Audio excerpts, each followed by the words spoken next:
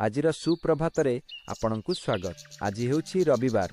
एही दिन भगवान सूर्य को समर्पित। रविवार रे केउ भगवान को पूजा करा जाए?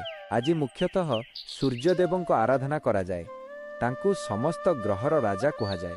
केतेक स्थान रे आजिर दिन रे माँ दुर्गा को मध्य पूजा करिवार विधि अछि। आजिर दिन को शुभ करिवा पई कोन करिवा उचित? आजिर दिन को सुखमय करिवा पई एही कार्यगुड़िक करिपारिबे। सूर्यदेव को जल अर्पण, स्नान परे सूर्यदेव को तांबा पात्र रे जल अर्पण करंतु एवं ओ सूर्याय नमः मंत्र जप करंतु।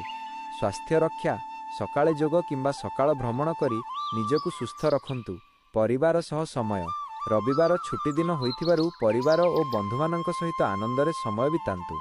दान कर्म, सामर्थ्य अनुसारे दिन दुखी को साहाय्य करिबा बा किछि दान करिबा आज बहुत शुभ होइथाय। आज पई एतिकी। आपणक दिन शुभ हेउ। नमस्कार।